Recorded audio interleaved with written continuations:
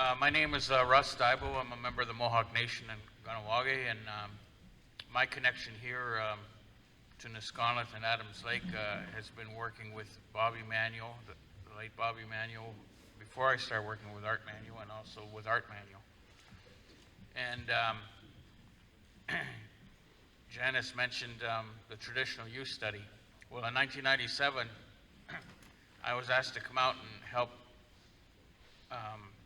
work on a traditional use study that Bobby and others had started here at Nisconnet and Adams Lake.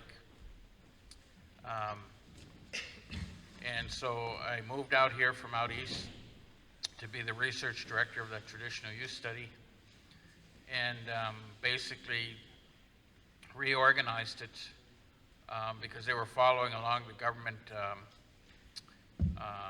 guide for how to do traditional use studies, where they said start out with an annotated bibliography of everything that mentions Secwepemc people. And so when I came here, that's what they had several people doing, is just putting a bibliography together.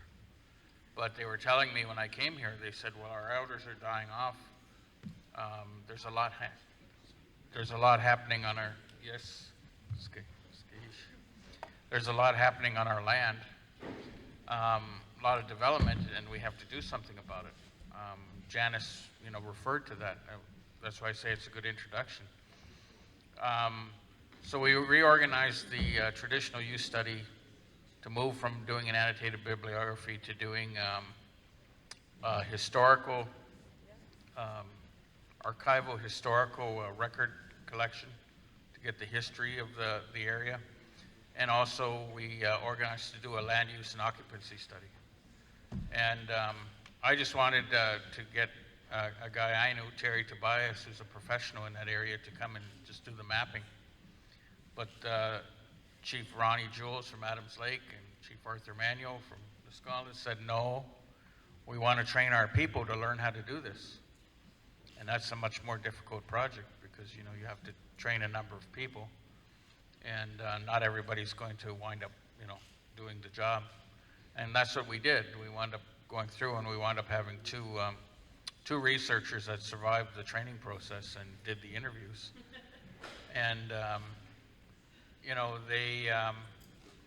they interviewed everybody 18 years and up. The method we used was map biographies. Everybody 18 years and up, male and female, that were willing to do maps. We interviewed. In fact, we had to go to Matsqui Prison because Wolverine was there because of what happened at Gustafson Lake. We had to go down there to ask him if he would agree to be part of the project and do a map.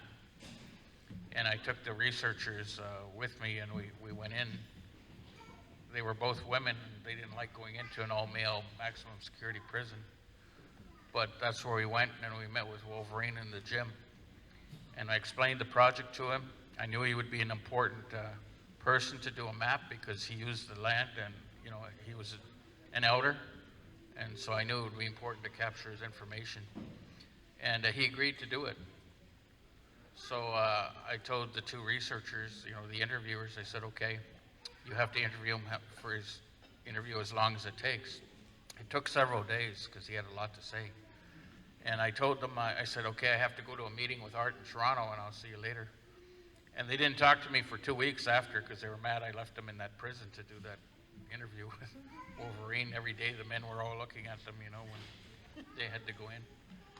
But that was an important project because in the end, the traditional use study gave a snapshot of what was happening here, and that was done in the 1990s.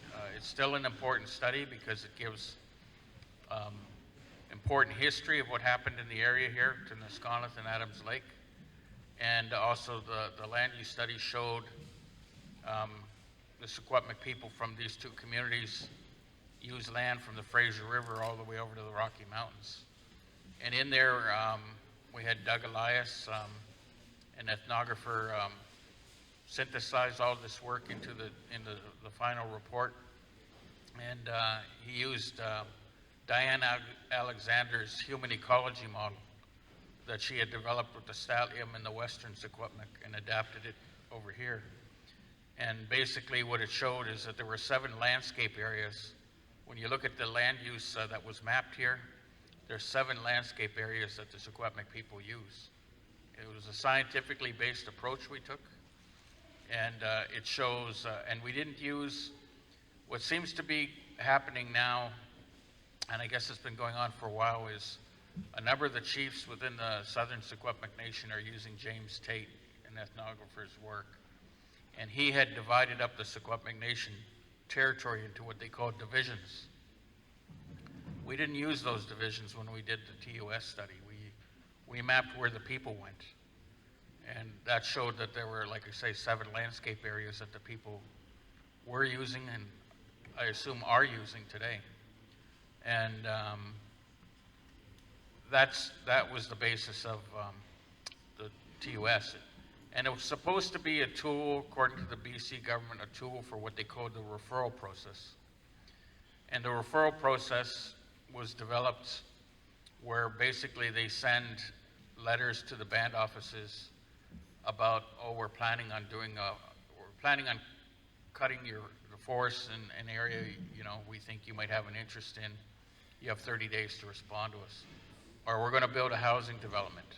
Or we're putting septic tanks in these areas. So it was a whole range, it involves a whole range of government requests, consultation requests to band offices, band councils. And that was developed before the HIDA decision, which came down and said the Crown has a duty to consult. So that even made the process more entrenched. And it's important because each consultation request that comes in affects Aboriginal title. You know, I don't care if it's just a septic tank or cutting a forest or building a subdivision. Whatever it is, if it's coming into the band office and it's happening on your territory, it's going to affect and infringe on your title and rights. Especially if it's a big request like, oh, by the way, we're expanding a pipeline through your territory.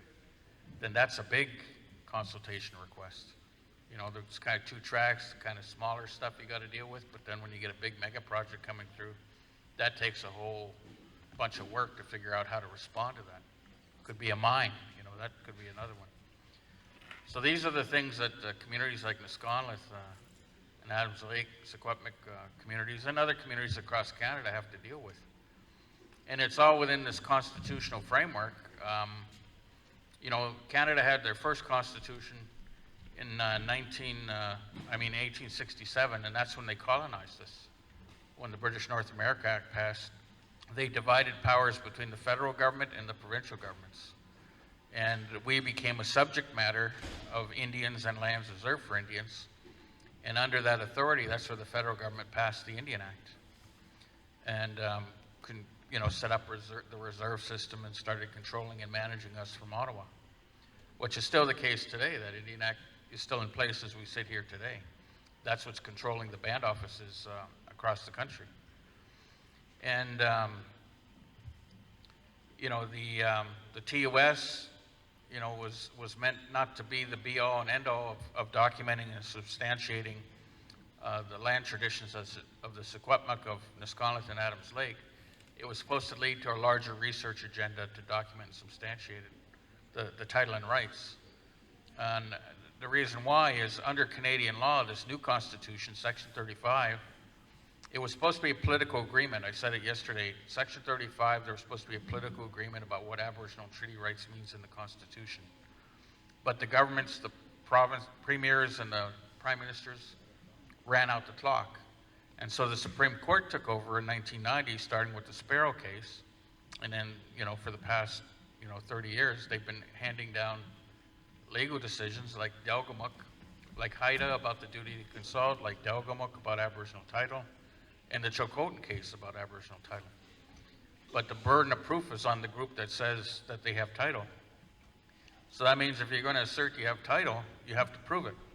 And that means you have to collect historical and cultural information, which basically costs millions of dollars to collect. And then you have to launch a constitutional challenge in court if you want to. Well, the way the Delgamuuk decision left it in 2014, they said there's potential Aboriginal title and established Aboriginal title. They said that Chilcotin proved part of their territory has Aboriginal title, so they granted them Aboriginal title. But even in the Chilcotin case, they said the radical or underlying title belongs to the Crown. And they pointed to the Royal Proclamation of 1763, but that's based on this idea of the doctrine of discovery, planting the flag. And that's what we're still faced with. Because somebody planted a flag, King George III, back in 1763, as BC became part of Canada, former British colony. That's how they claim they have sovereignty and territorial integrity over these lands. And if you want to challenge that, if you want to establish that you have Aboriginal title, there's only two ways. You either seek a court declaration like the Chilcotin did, or you negotiate. And the only negotiation process really in Canada is the Comprehensive Land Claims Policy, which Pierre Trudeau announced in '73, which Justin Trudeau is implementing today. His father's policy, land claims policy. And that's the BC Treaty Commission process. And that's what they're saying to, those who are outside of the BC Treaty process. If you want to establish title, you have to go through that process. But that process is set up to get certainty for the Crown. And certainty is a code word for saying extinguishment, meaning you have to accept the provincial and federal government's jurisdiction and authority over you and accept a municipal type status and have, like the Nisga'a accepted. The Nisga'a accepted, become a municipal type government in Canada. Tsawwassen accepted that. Manaus accepted that. And they're just waiting for the rest of the groups lined up in the BC treaty process to agree to become municipal type governments and manage municipal type lands, because you're converting reserve lands into local fee simple-ish kind of lands, as Bertha Williams said. And anyways, it's a complicated thing. You can't just write a letter to the government and say, "Oh, stop all development," like Dr. Janice wanted. That's what ART was faced with. And ART tried to kill the comprehensive claims process and get it to respect the Delgamuukw decision and the Chilcotin decision, for the last couple of decades. Skahish is telling me to wrap it up, so I'm just going to get to the point. I kind of developed a checklist for Indigenous nationhood. I have a website called RUSDiabo.com if you want to look at it in more detail, but basically what I'm saying is each Indigenous community has to assess their history, language, culture, and Indigenous law, like Janice was referring to, the Secwepemc laws. You have to do an assessment of what research holdings you have because of the burden of proof being on you to prove that you have title and rights. Because if you don't, you set foot off reserve and try and stop an expansion of a ski resort, you wind up getting arrested. Right? You wind up facing injunctions. So having evidence to back up, even if you don't want to go to court and launch a court action, you need this evidence to protect yourself if they take you to court.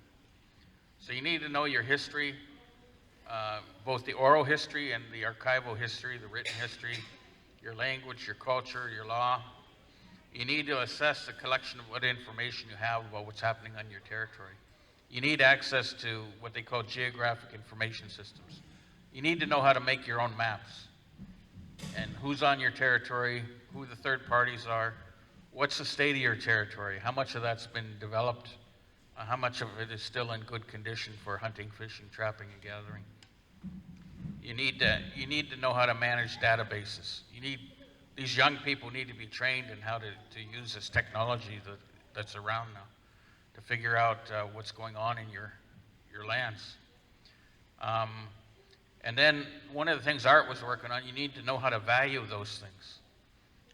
He always used to say to me, "Russ, Aboriginal title and treaty rights are macroeconomic rights, not microeconomic rights." So you need to know what's going on in your territory, your lands, territories, and resources, and you need to know the values of those. And it isn't just economic values, but the environmental values on how to steward and take care of those lands. Because Art was very big on sustainable development, defined by Indigenous peoples to mean looking after our life support index, the things that keep us alive, the things we give thanks for before each meal, before we open our meetings.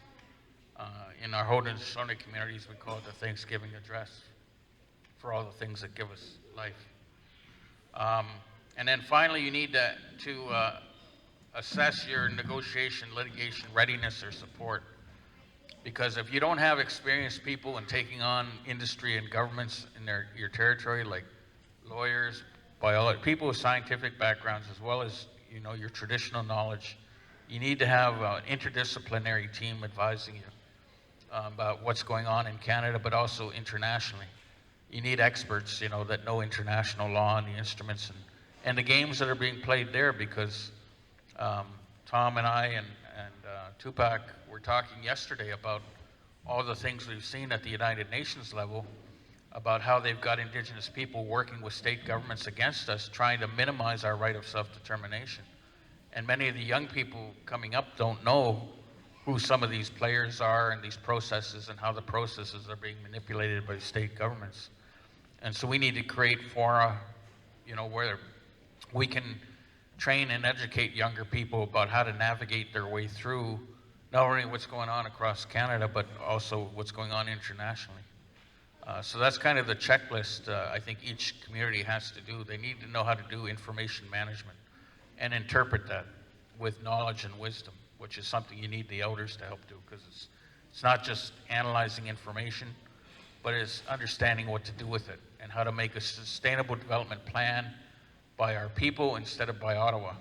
Because right now, Ottawa has a national plan they're implementing. They've created 2 new departments, Indigenous Services and Crown Relations, and they're processing us from Indigenous Services into Crown Relations through what I call termination agreements. And it's happening here in your own territory, and it's happening across the country. The majority of chiefs across the country and bands across the country are co-opted at one of these tables because of the new fiscal relationship that's being developed by Trudeau. They're using the money to herd us like cattle into the slaughterhouse. Anyways, that's my summary of self-determination and whatever the theme was for Nation Bill. Thank you.